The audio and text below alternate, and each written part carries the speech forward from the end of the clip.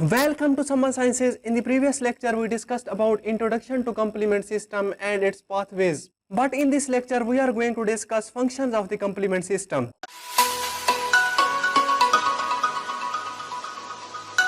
Okay, alright, let us start our lecture. First function of the complement system is that they perform the cytolysis. Cytolysis is the process of cell death. Complement system induces the cell death by the formation of membrane attack complexes into the target cell membranes. The main components of the membrane attack complexes are C5 beta, C6, C7, C8 and multiple copies of the C9. All these components create pores in the surface of the pathogen and kill them. The second function of the complement system is that they promote the opsonization. Opsonization is a process which increases the phagocytosis of the pathogen by coating the pathogen with soluble proteins.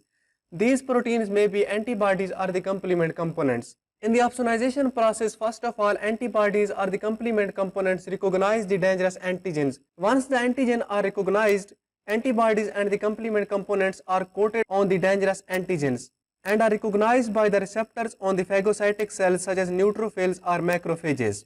Binding of the complement coated antigen by the phagocytic cells result in the phagocytosis and antigen destruction.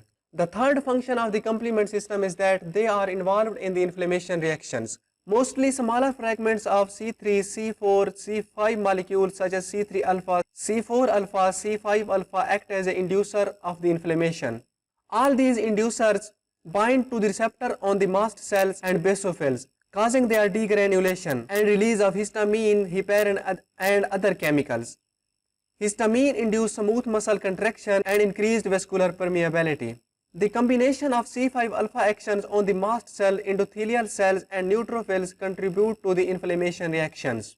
Complement system is also involved in the clearance of the immune complexes from the blood or circulation. First of all, immune complexes or antigen-antibody complexes activate the complement system, and complement system generate the C3b molecules. These C3b molecules are coated on the surface of the immunocomplexes and are recognized by the CR1 receptors on the erythrocytes or the red blood cells.